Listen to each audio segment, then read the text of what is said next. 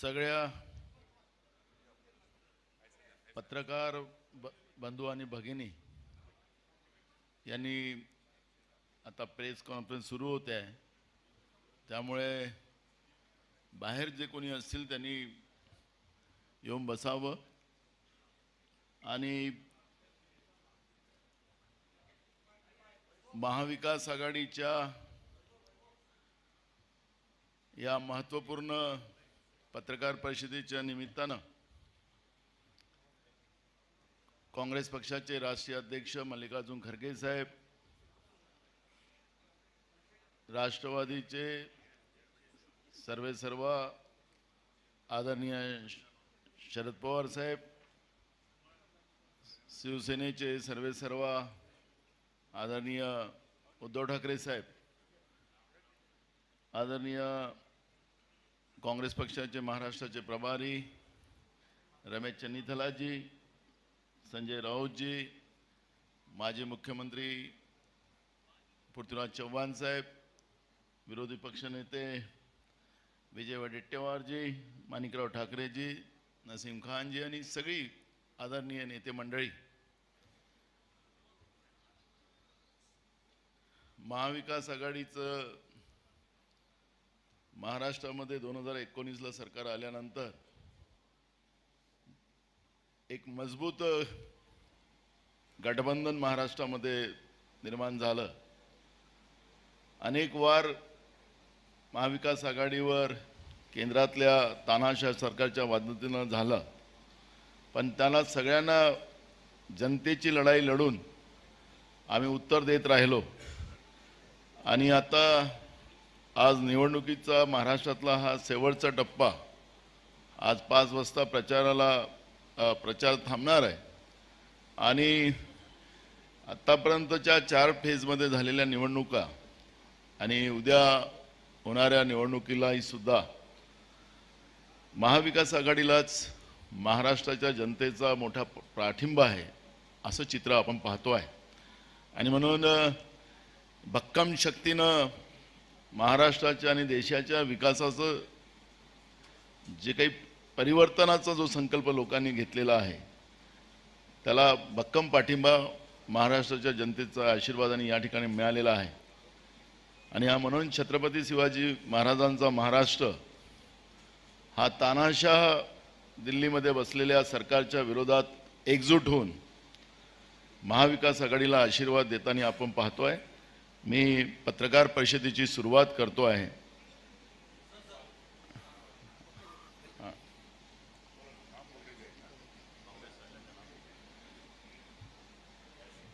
आदरणीय संजय राऊतजी मल्लिकार्जुन खरगे साहेबांचं पुष्पगुच्छ देऊन त्यांचं स्वागत करतील।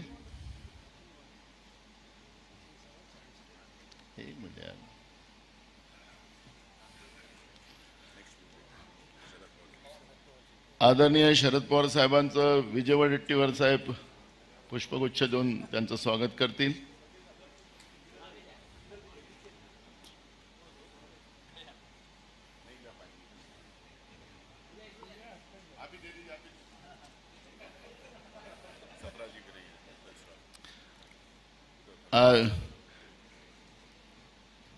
चरण सिंग सप्राजी आदरणीय उद्धव ठाकरे साहेबांचं स्वागत करतील।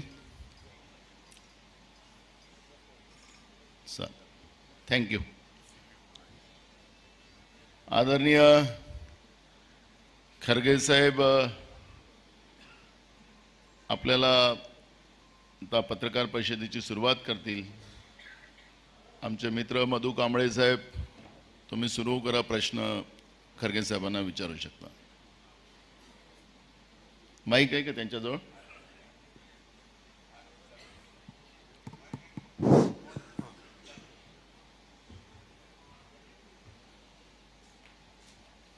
शरद पवार जी, उद्धव ठाकरे जी, नाना पटोले जी, संजय राउत जी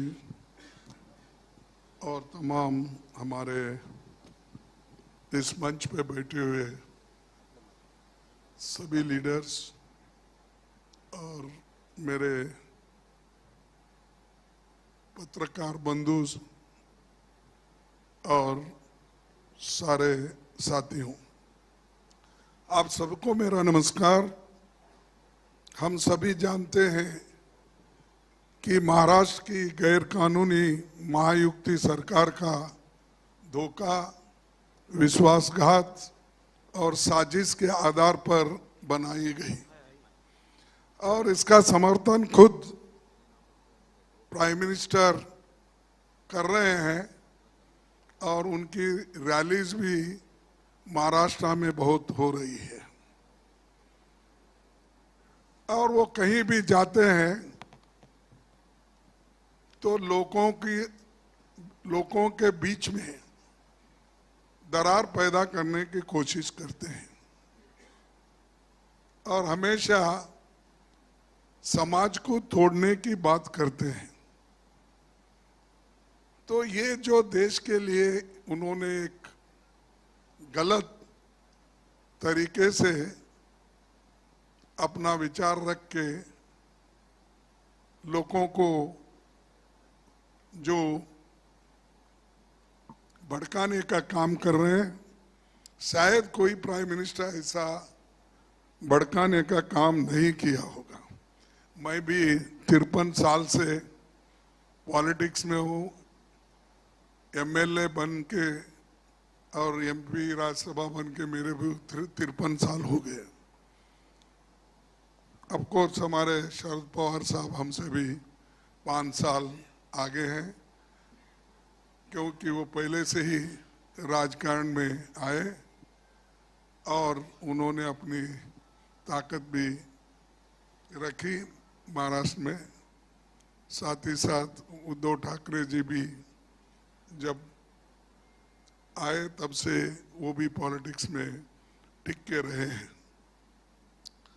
तो मेरा एक ही कहना है कि ये जो विश्वासघात की पॉलिटिक्स चल रही है और मोदी सरकार ने संविधान संस्थाओं का दुरुपयोग कर रही है, धमकी, ब्लैकमेल और लालच से विपक्ष दलों में फूट डालकर उन्हें तोड़फोड़ किया जा रहा है। ऊपर से अन्याय ये हुआ है कि जो असली दल है उनसे उनका पार्टी सिंबल छीनकर भाजपा को समर्थन करने वाले दलों को दिया गया। यानी आप बोलेंगे तो ये कोर्ट का फैसला है, सीईसी का फैसला है। सब चीजें मोदी जी के इशारे पे चलते हैं, इसमें कोई दो राय नहीं है। वो जो कहते हैं वही होता है, लेकिन इस बार इलेक्शन में वो नहीं होगा। ये जनता की लड़ाई खुद जनता लड़ रही है उनके खिलाफ और इस लड़ाई में जनता जीतेगी और इनके जो कारनामे हैं उसके ऊपर अभी लोग बहुत नाराज हैं और यहाँ तक कि डेमोक्रेसी की बात बार बार वो करते हैं, लेकिन डेमोक्रेसी के तहत नहीं चलते। मैं सुना यहाँ पर कॉरपोरेशन के इलेक्शन भी 2 साल से नहीं हुए। यही डेमोक्रेसी है मोदी जी की। तो ऐसे कई चीज उन्होंने यहाँ पर महाराष्ट्र में नहीं, हर जगह ये काम किए हैं और उनकी तोड़फोड़ नीति सिर्फ महाराष्ट्र तक की नहीं, पहले उसका वार हुआ कर्नाटक पर, उससे पहले वार हुआ मणिपुर में, गोवा में और हमारे मध्य प्रदेश में, हर जगह वो गुजरात में भी वैसा ही कर दिए। हालांकि उनको हमको बहुत मार्जिनल फर्क था, लेकिन वहाँ भी तोड़फोड़ करके अपना काम उन्होंने कर लिया। तो ये उनकी एक नीति है, तो उसके खिलाफ हम लोग गठबंधन के लोग लड़ रहे हैं मजबूती के साथ और महाराष्ट्र में तो बहुत ही मजबूत है। मैं समझता हूँ 48 में सीट, यहाँ पर 48 सीट में कम से कम हमको 46 तक मिलेंगे, ऐसी एक हवा है और जनता खुद बोल रही है। इस बार मैं ये नहीं कहूँगा कि वो 0 पे रहेंगे, कुछ ना कुछ उनको मिलेगा जो बागी लोग हैं, लेकिन हमारी जो गठबंधन की पार्टियां हैं वो मैक्सिमम सीट लेकर वो बीजेपी को हराएगी।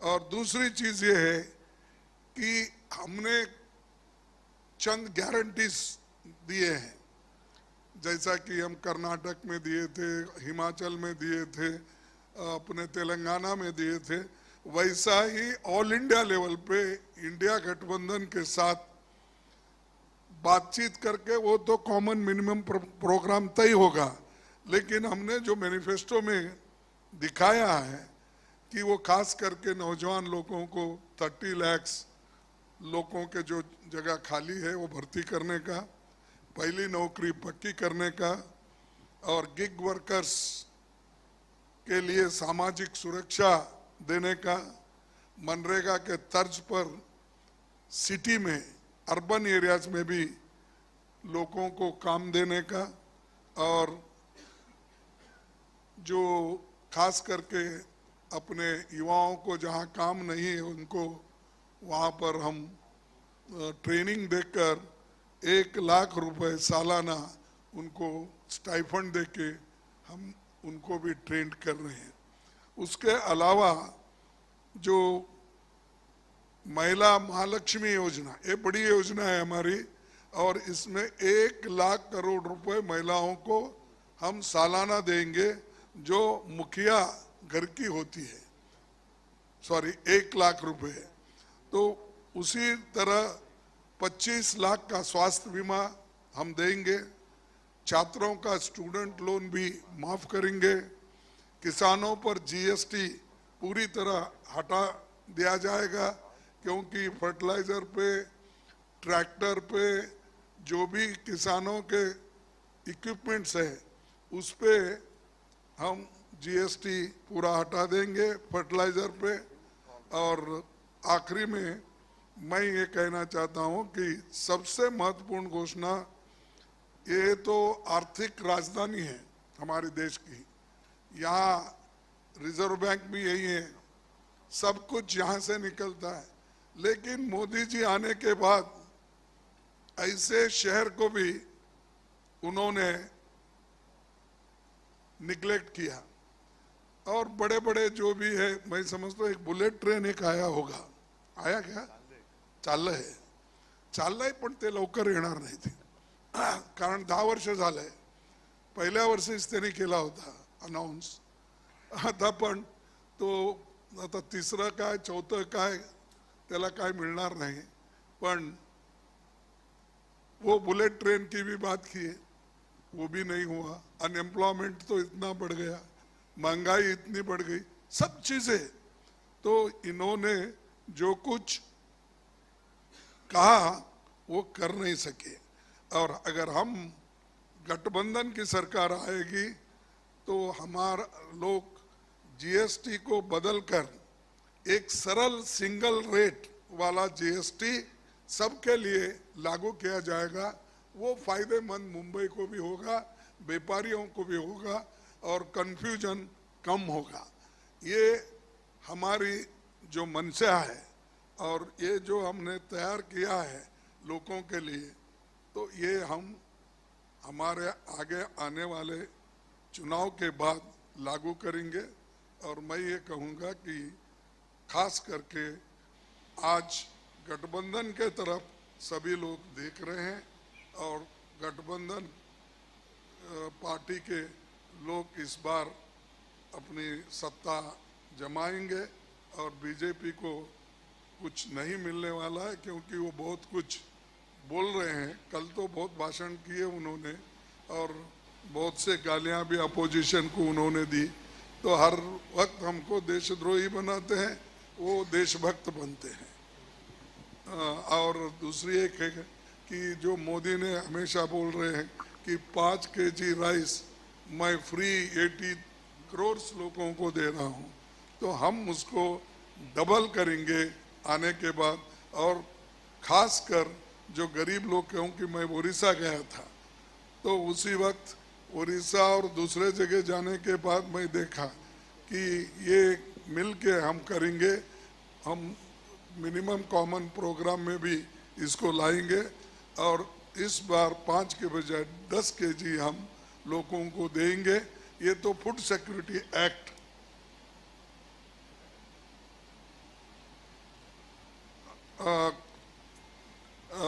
फूड सिक्योरिटी एक्ट ने तो हमने लाया, लेकिन ये फूड सिक्योरिटी एक्ट हम लाने के बाद मोदी जी ये कह रहे मैं फ्री दे रहा हूं।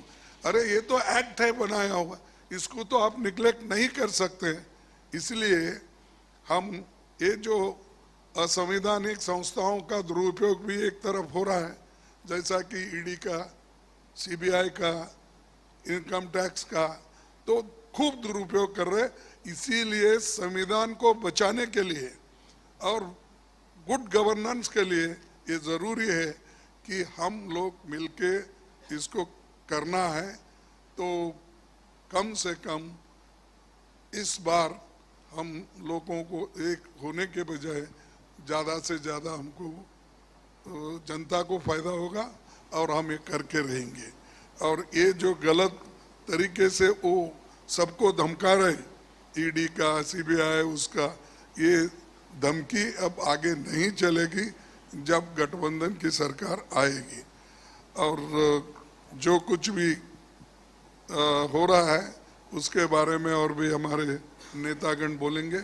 बस मैं इतना कह के अपनी बात को समाप्त करता हूँ। अगर आपके कोई क्वेश्चन है बाद में लूँगा, हमारे नेता लोग बोलने के बाद। आदरणीय शरद पवार साहेब।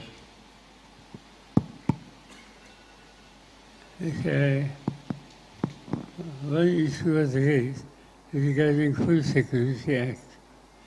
In fact, in 2004, under Manmohan Singh, Dr. Manmohan Singh, when we had taken responsibility to run the show, that time the food situation in the country was quite serious. In fact, I recollect as the then food minister, I had to import wheat and rice from some of the countries. That was the situation. But Dr. Manmohan Singh said, today, we took a challenge. We had grown better prices essentially for communities. Then we have provided fertilizer, seed, and all other activities.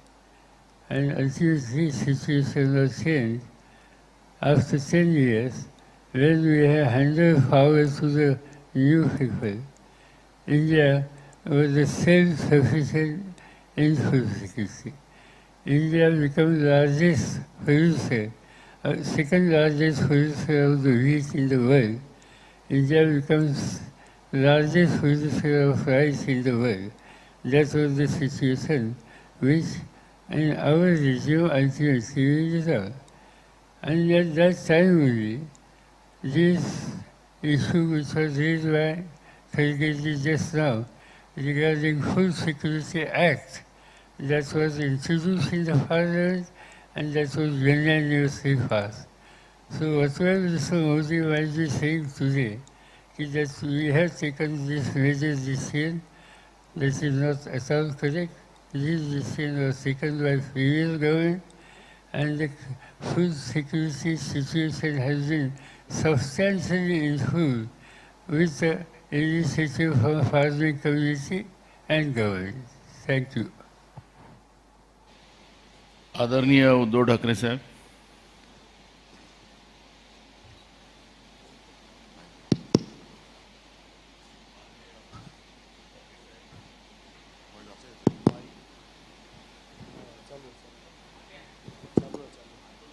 आवाज हा येतो।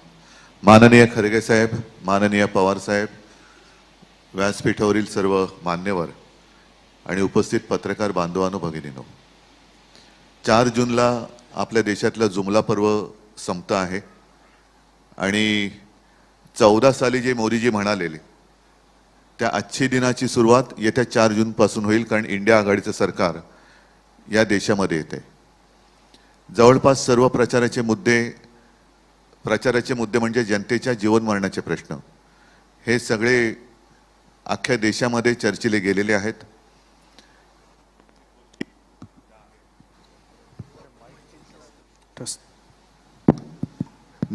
हा मध्ये मध्ये येतोय, नाही येतो आवाज, नाही तर ठेवतो. 2-3 गोष्टी ज्या आहेत ज्याचा उल्लेख खरगे साहेब आपणही केला, पवार साहेब आपणही केला.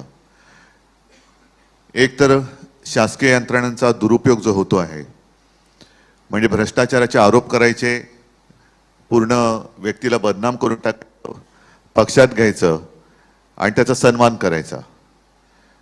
महत्त्वाचा मुद्दा जो मी माझ्या कालच्या भाषणात सुद्धा मांडला की महाराष्ट्राला हे बदनाम करतायत, महाराष्ट्राला लुटतायत आणि मुंबई हे देशाचं आर्थिक केंद्र हे त्यांना बघवत नाहीये.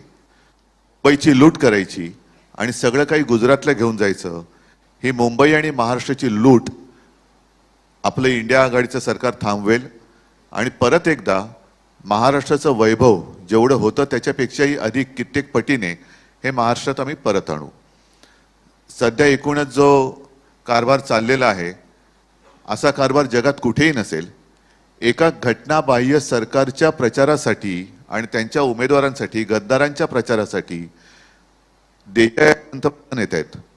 असं कोणताही देश नसेल की घटनाबाह्य, अजूनही सर्वोच्च न्यायालयाचा निकाल आलेला नाही, सर्वोच्च न्यायालयाने ताशेरे मारलेले आहेत, तरी देखील अक्षरशः लाज सोडून प्रधानमंत्री महाराष्ट्रामध्ये येऊन घटनाबाह्य मुख्यमंत्र्यांना, घटनाबाह्य उपमुख्यमंत्र्यांना सोबत घेऊन हे आपल्या हुकुमशाहीचा प्रचार करतायत.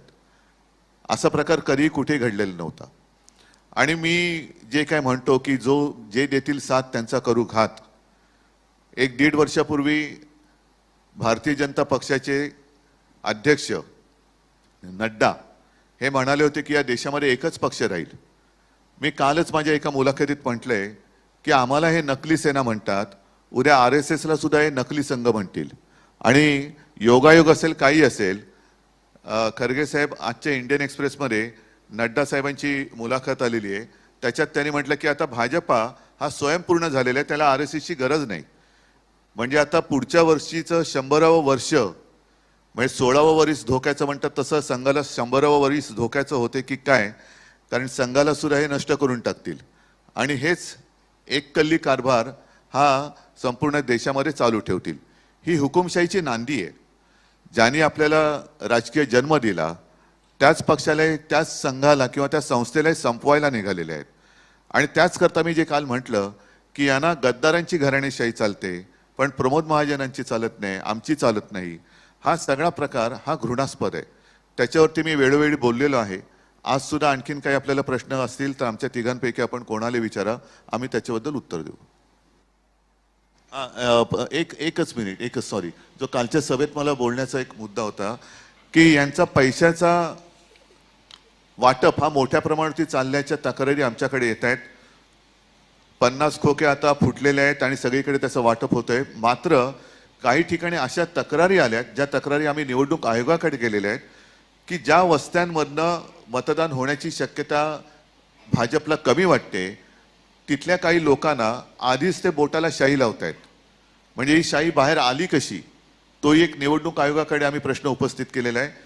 आधीच बोटाला शाई लावली म्हणजे ती व्यक्ती ही मतदान करूच शकणार नाही, एवढ्यापर्यंत यांची मजल गेलेली आहे. तर मी आपल्या माध्यमातून उद्या जिथे जिथे निवडणुका होणार आहेत तिथल्या सर्व निवडणूक यंत्रणेला आणि आमच्या तिन्ही पक्षांच्या कार्यकर्त्यांना सतर्क राहण्याच्या सूचना देत आहे की असा कुठे जर का गैरप्रकार आढळला तर त्याला ताब्यात घेऊन पोलिसांच्या ताब्यात द्या.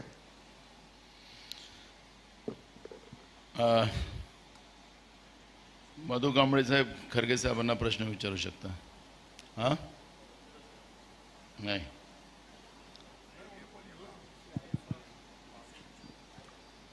विनय देशपांडे साहेब यांना, ठाकरे साहेबांना विचारा तुम्ही प्रश्न.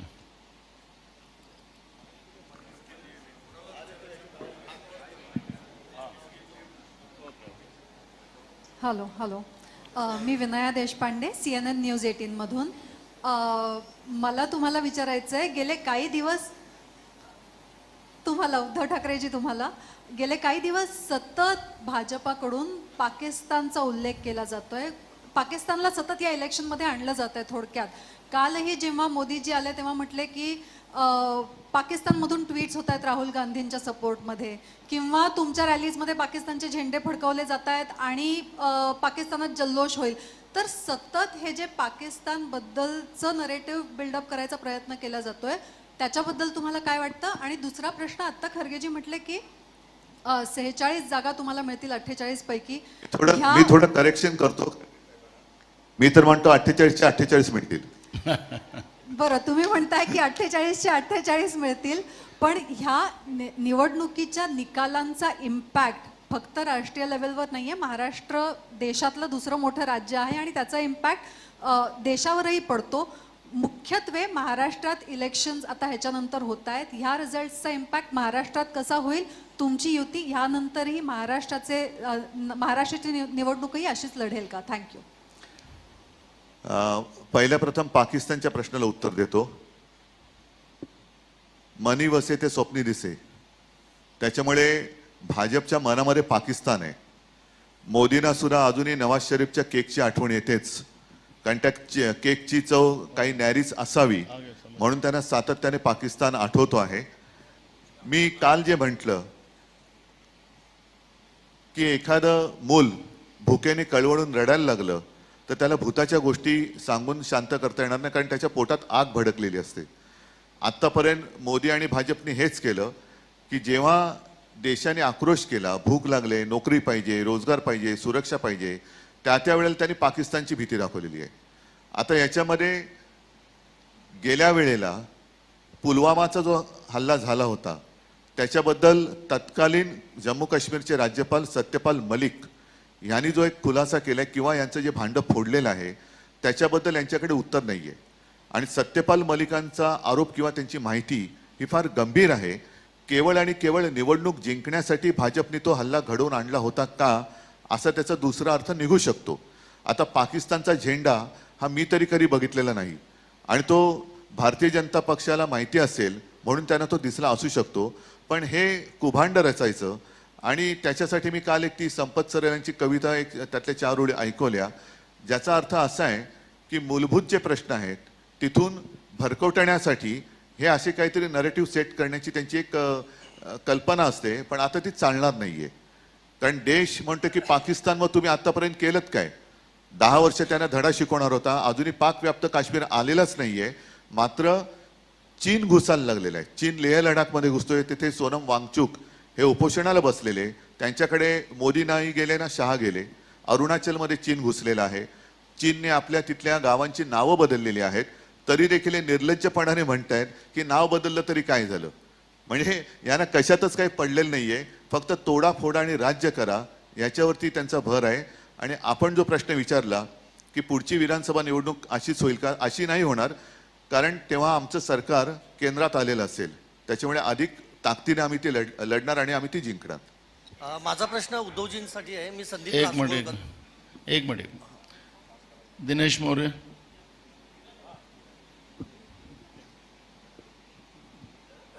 मेरा सवाल उद्धव जी आपसे और उसके बाद खरगे जी आपसे होगा. पहला सवाल ये कि जेपी नड्डा जी ने जो कहा है कि अब हमें आरएसएस की जरूरत नहीं, अप्रत्यक्ष रूप से कहा, उस पर आपका क्या कहना है? खरगे साहब, आपसे मेरा सवाल यह है कि कल नरेंद्र मोदी जी ने बाराबंकी की सभा में कहा है कि अगर आपकी सरकार आती है तो आप लोग राम मंदिर पर बुलडोजर चलवा देंगे, उस पर आपका क्या कहना है? Thank you. ठीक है, आपने क्या कहा था नड्डा साहब, तो अभी इतना ही बाकी है. वो आरएसएस को भी नकली आरएसएस कह देंगे कल उठकर.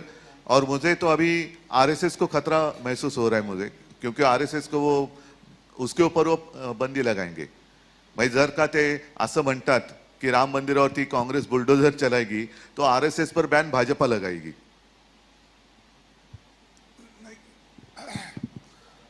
ठाकरे साहब ने अब आपको स्पष्ट किया, बुलडोजर उनकी गवर्नमेंट है. हम किसी को आज तक बुलडोजर लगाया नहीं. और ये जो भगवान की मंदिर जो ट्रस्ट के ओर से बनी है, अभी बनने में है, ये जनता में एक भ्रम पैदा करने के लिए और जनता में एक रोष पैदा करके इंस्टिगेट करने का, ये तो मैं समझता हूँ ये तो इलेक्शन कमीशन उनके ऊपर एक्शन लेना चाहिए। जो इंस्टिगेटिव स्पीचेस करते हैं तो उनके खिलाफ तो कार्रवाई होनी चाहिए। खुद प्राइम मिनिस्टर कर रहे, अगर कोई छोटा मोटा नेता करता तो हम मानेंगे, ये बुलडोजर लगाएंगे वो लगाएंगे। जो चीज़ें हम नहीं कर सकते, इम्पॉसिबल है, और उसको उन्होंने ऐसा लोगों को भड़का रहे, तो ये कभी नहीं होगा। हमारी गवर्नमेंट आने के बाद हर चीज़ की हिफाजत होगी। ये तो हमारा जो संविधान कहता है, संविधान के तहत हम चलेंगे। मुस्तफा शेख।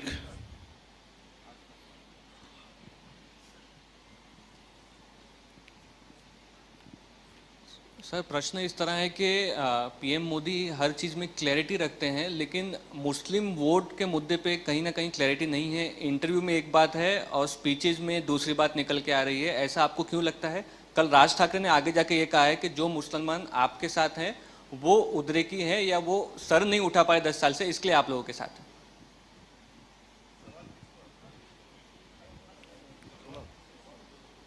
उद्धव जी, पहले वहाँ जितने सारे कल मंच पे लोग थे उनको अपनी दिशा तय करनी चाहिए कि कौन सी दिशा वो जाना चाहते हैं। कभी इधर कभी उधर भटके हुए लोग हैं। जब वो कहते हैं कि पवार साहब की उन्होंने आलोचना की थी भटकती हुई आत्मा, ये तो आत्मा है या नहीं पता नहीं, संवेदना नहीं है उनमें और सिर्फ उनके भटक रहे हैं, कुछ भी कहते जा रहे, कुछ भी बकते जा रहे हैं। और सिर्फ मुसलमानों के बारे में नहीं, मोदी जी ने मेरे बारे में ही कहा है, मुझे भी उन्होंने नकली संतान कहा है। तो क्या जो उनके अगल बगल में सारे लोग बैठे थे उनको उनका ये सब, ज्याला मराठीत अकलेचे तारे म्हणतात, पण मी म्हणणार नाही कारण तारे दाखवायला सुद्धा अक्कल असावी लागते, त्यांना अक्कल नाही आहे कारण ते मला नकली म्हणतात, म्हणून मी त्यांना बेअक्कली म्हणतोय। तो उनको ये मंजूर है, कुछ भी बकते जा रहे। और जैसे वो जो कह रहे हैं कि इंडिया आघाड़ी की सरकार आएगी तो कांग्रेस राम मंदिर पर बुलडोजर चलाएगी, ये होगा नहीं। पहले तो हमारी सरकार राम मंदिर का काम पूरा करेगी, जो उन्होंने आधा अधूरा किया है वो तो पूरा करेगी। अन्य गुप्ता। जहाँ तक राम मंदिर पर बुलडोजर की बात हुई, हम ये कहना चाहते हैं कि इस देश में जितने जितने रिलीजियस इंस्टीट्यूशंस है, चाहे हिंदू के हो, चाहे मुस्लिम के हो, चाहे ईसाई को हो, चाहे सिखों को, इनकी इज्जत रखना हमारा फर्ज रहेगा। सर, ममता बनर्जी ने कहा कि इंडिया आघाड़ी की सरकार इंडिया आघाड़ी की सरकार बनती है तो वो आउटसाइड सपोर्ट देंगी। इस पे कांग्रेस लीडर अधीर रंजन ने कहा कि वो ममता पर भरोसा नहीं करते, आगे जाकर वो बीजेपी के भी साथ जा सकती हैं। खड़गे सर, आपका जवाब। अब ममता जी, पहले तो उन्होंने ये कहा कि हम बाहर से सपोर्ट करते हैं, ये पहले से भी हुआ, बहुत से पार्टियां बाहर से सपोर्ट करते आते हैं। जैसा कि यूपीए गवर्नमेंट था पहले तो 2004 में, तो बाहर से सपोर्ट कर रहे थे कम्युनिस्ट। अब उन्होंने ये कहा है, लेकिन रिसेंटली और एक स्टेटमेंट उनका आया है कि अगर सरकार बनती है तो सरकार में हम शामिल हो जाएंगे। तो नेचुरली वो गठबंधन के साथ है, ये स्पष्ट है। अब रही बात अधीर रंजन चौधरी की, अधीर रंजन चौधरी निर्णय लेने वाले नहीं, निर्णय लेने वाले हम हैं, कांग्रेस पार्टी है, हाईकमांड है, इसीलिए वो हम जो निर्णय लेंगे वही सही होगा। सर, क्योंकि वो कांग्रेस लीडर हैं, उनका व्यू अलाइन नहीं हो रहा है पार्टी लाइन के साथ। नो, देखो अलाइन नहीं हो रहा, ये नहीं हो रहा कि मैंने कहा कि हाईकमांड हम हैं, हम जो तय करेंगे फॉलो करेंगे। अगर कोई फॉलो नहीं करता तो वो बाहर जाएगा। एक मिनट संजय, एक मिनट संजय, दीप्ति सिंह। नहीं, वो कुछ कहना चाहते ना, क्या है? संजय को दो। Kharge sahib, till yesterday, Mr. Modi was telling that Congress manifesto was nothing but a Muslim League manifesto. And suddenly at the yesterday's meeting, he says that, and he finds out it's a Maoist manifesto. And if at all it has to be implemented, the country will go bankrupt. How do you see this? My second question is to Mr. Sharad Pawar. Pawar साहेब ते कालपासून असं म्हणायला लागलेत, आधीच्याही 3 मीटिंगमध्ये म्हणाले होते की राहुल गांधींनी आता वीर सावरकरांबद्दल बोलायचा, त्यांचा अपमान करण्यासंदर्भात बोलायचं बंद केलंय इलेक्शन पुरतं. या इंडिया ब्लॉक आघाडी आणि शरद पवारांमध्ये धमकी असेल तर त्यांनी सांगावं, लाईफ टाईममध्ये त्यांनी सावरकरांबद्दल काही बोलणार नाही. How do you see this? म्हणजे this is a narrative being set basically again to say that की तुम्ही सगळेजण जे हिंदू, त्यानंतर राम मंदिर असेल किंवा आर्टिकल 370 असेल, याच्या विरोधातून एक नरेटिव्ह सेट करतायत. आम्ही फक्त त्या बाजूनी केलेले आहेत. गमत असे आहे की या आजचं इलेक्शनचे जे मुद्दे आहेत त्याच्यावरती वीर सावरकर हा इश्यूच नाही. ज्यामुळे जो इश्यू नाही आहे किंवा राहुल गांधीच्या संबंधीचं कुठलं भाष्य केलं नाही, ते कारण नसताना एक प्रकारची चिथावणी दिल्यासारखं काम हे मोदी करतात. त्यांचं संवनकालचं इथलं भाषण जाणीवपूर्वक एक धर्मांध प्रवृत्ती वाढेल कशी हे सूत्र त्यांनी नजरेसमोर ठेवून वक्तव्य केलेलं आहे. आज सामाजिक ऐक्य हा जो विषय आहे तो सगळ्या देशवासियांच्या दृष्टीने अत्यंत महत्त्वाचा आहे. आणि प्रधानमंत्री पदाची जबाबदारी ज्यांच्यावर आहे त्यांनी त्या संदर्भात तारतम्य दाखवायची आवश्यकता आहे. दुर्दैव आहे की हे पहिले प्रधानमंत्री आहेत की या संबंधीचं तारतम्य दाखवत नाहीत आणि सामाजिक, धार्मिक, भाषिक ऐक्याला प्रोत्साहन देत नाहीत. खरगे सर, ओवर दिस साइड. दीप्ति सिंह सर, माझा प्रश्न. नहीं ठीक है आपका बहुत. देखिए, मोदी जी की आदत है झूठ बोलना और आपके पास बहुत सबूत है. मैं बोलने की जरूरत नहीं. काले धन का सबूत है, 2-2 करोड़ नौकरी देने का सबूत है, MSP का नहीं, MSC लागू करने का और किसान की आमदनी दुप्पट करने का, ऐसे कई हैं. ये सब झूठ है, आपको भी मालूम है. और ये भी ऐसा ही बोला कि जब हमारी इलेक्शन मैनिफेस्टो निकली तब उन्होंने बोला ये इलेक्शन मैनिफेस्टो ये मुस्लिम लीग की है. अब आज बोल रहे हैं वो माओ की. अरे किसी एक पे तो टिक के रहो कम से कम. मोदी जी आपको सलाह देने वाले कौन है मुझे मालूम नहीं. क्या खुद का सलाह से आप बात करते हो? खुद की आत्मा इसी बोल रही है, क्या आप किसी का सुन के बोल रहे हो? ये तो मजाक हो गया. मुस्लिम लीग का ये 5 न्याय है हमारे, क्या मुस्लिम लीग के लिए है? युवा न्याय, नारी न्याय, श्रम न्याय, जनगणति का और किसान न्याय, ये क्या मुस्लिम लीग के लिए है? और उसी तरह से जो 25 गारंटीज हमने बनाई और उसके साथ में और एक बोला कि मैं 5 kg के बजाय 10 kg बना रहे, क्या ये मुस्लिम लीग के लिए है? तो ये ऐसी चीज़ें ये बोल कर लोगों को झूठी बातें बोलकर आज तक वो लोगों को मूर्ख बना रहे. भाई मूर्ख आप बहुत दिन नहीं बना सकते, चंद दिन के लिए चंद लोगों को बना सकते हैं, सब लोगों को सब टाइम आप मूर्ख नहीं बना सकते. तो ये जो माओइज्म का बोल रहे, अरे हमारा तो पार्टी सेंट्रलिस्ट है, सबको मालूम है. नेहरू की आइडियोलॉजी पे हम चल रहे हैं डेमोक्रेसी में. महात्मा गांधी जी के आशीर्वाद से जो हमको मिला है उपदेश, उस पे हम चल रहे हैं. ये सब छोड़ के माओ के जैसा है तो तुम माओ के बाप हो ना. अब तो आप तो ऐसे हो कि हर चीज पे हमला बोलते हो. तो ऐसे लोगों से देश बहुत दिन नहीं चला सकते. अब तो खत्म होने पे है. ऐसा उनका 100 बकना हमारा 1 करना बराबर है. खरगे सर, एक सवाल बस आपसे जानना चाहेंगे. खरगे सर, एक सवाल आपसे जानना चाहेंगे. एक मिनट. बीच में आपने जो सवाल पूछा था ना, कल किसी ने मंच से कहा था मुसलमान हमारे साथ आ रहे हैं, तो जिन्होंने वो सवाल पूछा तो मोदी जी को कहो, पूछो कि उनको अगर आपने साथ लिया है तो उत्तर भारतीय और जैन लोगों को आप जवाब क्या देंगे? Kharge sir, this way sir, एक सवाल आपसे जानना चाहेंगे, क्या कांग्रेस दिल्ली में आपसे दूरी बना रही है? क्या केजरीवाल को कांग्रेस सपोर्ट करेगी? अलग अलग स्टेट में अलग अलग अलायंस है। हम सिर्फ दिल्ली में 3 सीटों पे अलायंस है, चंडीगढ़ में अलायंस है, बाकी कहाँ पर हमने उनको सीट एडजस्ट करके दिया है, गुजरात और इसमें हरियाणा में, वो हम वहाँ पर काम करेंगे।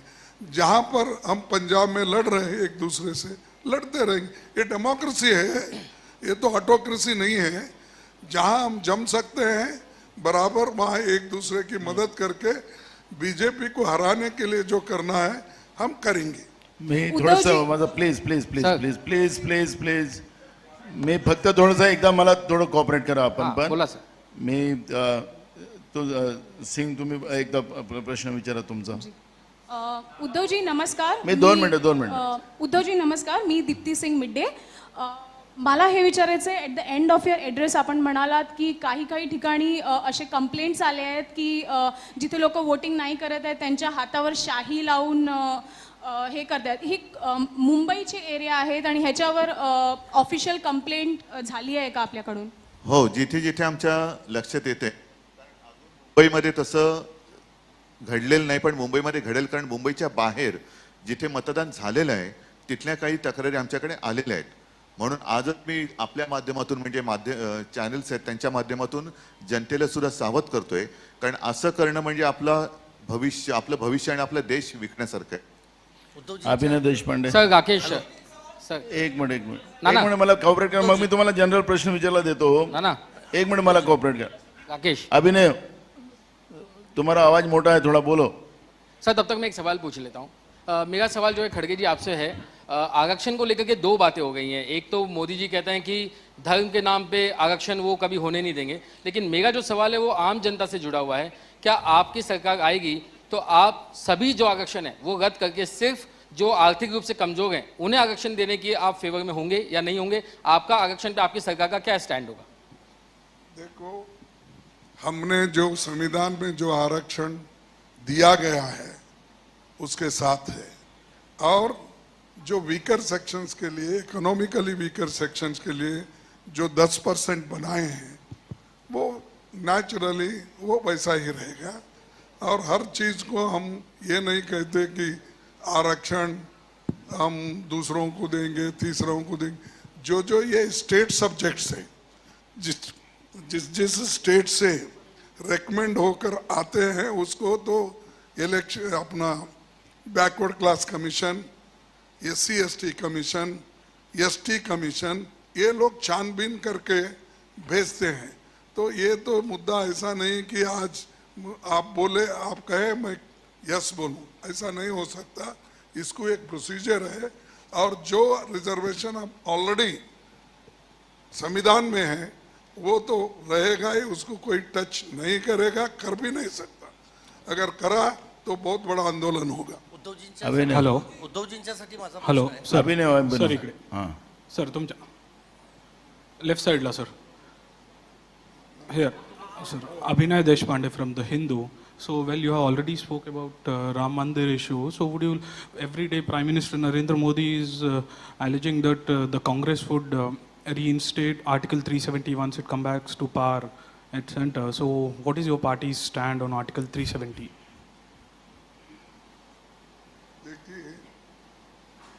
Whatever we have promised in our election manifesto, that we will do. Whatever he says, I am not responsible to reply for every question. He speaks like anything. कभी बोलता है कि माओ के मैनिफेस्टो है, कभी ये कहता है कि मुसलमानों का मैनिफेस्टो ही फॉलो कर रहे हैं. तो ऐसे जो उनके लोगों को भ्रमित करने का काम वो कर रहे हैं, उसमें मैं उस सवाल पे मैं जाना नहीं चाहता. सर एक प्रश्न उद्धव जी से है मेरा. सर एक प्रश्न उद्धव जी से है. सर आप काँग्रेस के आर्च रायवल रह चुके हैं आपण इतने करेंगे साल बाद में. एवढे वर्ष तुम्ही आर्च रायवल होते काँग्रेसचे आणि तुमचे कार्यकर्ता ते स्मूथली काँग्रेससाठी वोट करणार का ह्या इलेक्शन मध्ये because since the foundation of your party करून झाले ऑलरेडी. जिथे जिथे मतदान झाले तिकडे करून झाले. चला थँक्यू नाही, नाही. थँक्यू. उद्धवजींच्यासाठी माझा एक प्रश्न आहे. उद्धवजी तुम्ही इंडिया आघाडीच्या व्यासपीठावर हिंदू शब्द घेत अरे आता नाही. प्रचाराचा आखरी दिवस आहे आज. केली जाते.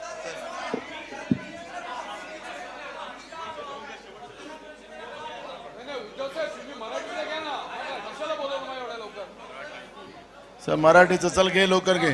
नाही नाना उद्धवजींच्यासाठी माझा प्रश्न आहे. सागर बोल लवकर. मी संदीप रासगोळकर TV9 मराठी. तुम्ही माझा इंडिया प्रश्न- आघाडीच्या व्यासपीठावर इंडिया आघाडीच्या व्यासपीठावर हिंदू शब्द घेत नाही, फक्त देशभक्त शब्द घेता, यावरून तुमच्यावर टीका सुरू आहे. आणि दुसरा प्रश्न खरगे साहेब, जे लोक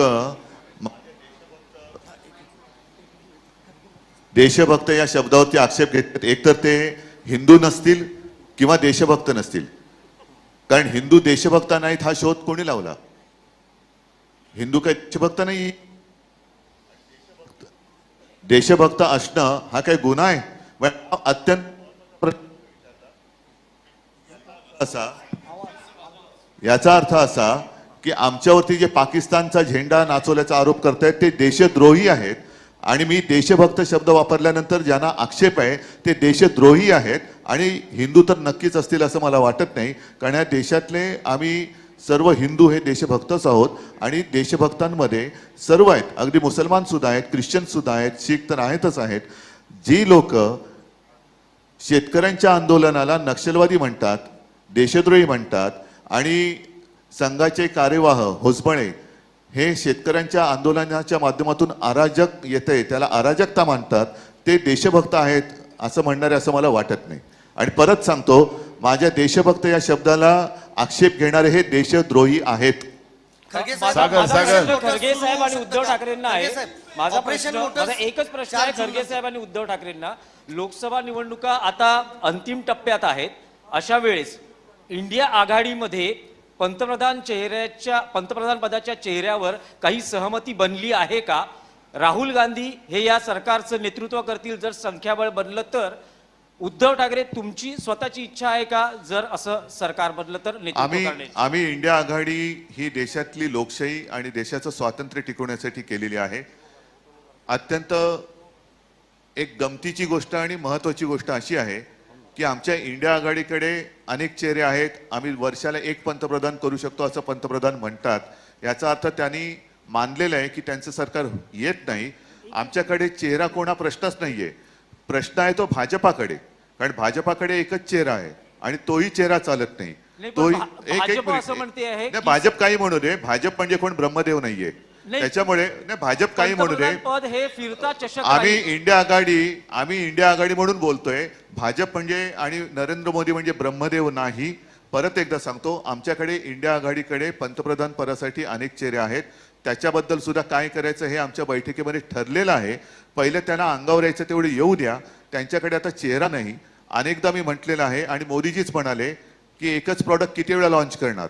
आता तोच प्रश्न त्यांना आहे. प्रत्येक वेळा निवडणूक आल्यानंतर हे बोवल्यावरती चढतात. 14 साली चढले, 19ला चढले, 24ला चढले आणि आता तो चेहरा चालत नाही. मोदी लाट आज कुठेही नाही. आणि भाजपची पंचायत अशी झाली की निवडणूक आता अंतिम टप्प्यात आल्यावर ते पंतप्रधान पदाचा चेहरा बदलू शकत नाही. त्याच्यामुळे त्यांना हारण्याशिवाय दुसरा आता काही पर्याय उरलेला नाही. पवार साहेबांना प्रश्न आहे माझा. पवार साहेब, आता काँग्रेस अध्यक्षांनी म्हणजे राष्ट्रीय अध्यक्ष साहेबांनी आणि उद्धवजींनी एक वेगवेगळे महाविकास आघाडीचे विजयाचे आकडे सांगितले. तुम्ही काही दिवसांपूर्वी शिरूर किंवा पुण्यामध्ये एक आकडा वेगळा सांगितला होता. आज तुमचा मॅजिक फिगर काय येतो महाविकास आघाडीचा? आणि दुसरा, उद्धव साहेबांना प्रश्न आहे.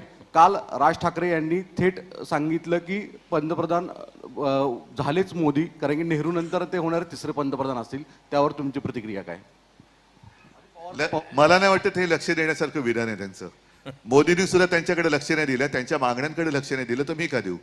असं आहे की उद्धवजी काल माझं स्वतःचं असेसमेंट सांगितलं होतं. आत्ताच आपण खरगे साहेबांच्या त्यांच्याकडची माहिती ही अधिक आणि लेटेस्ट आहे.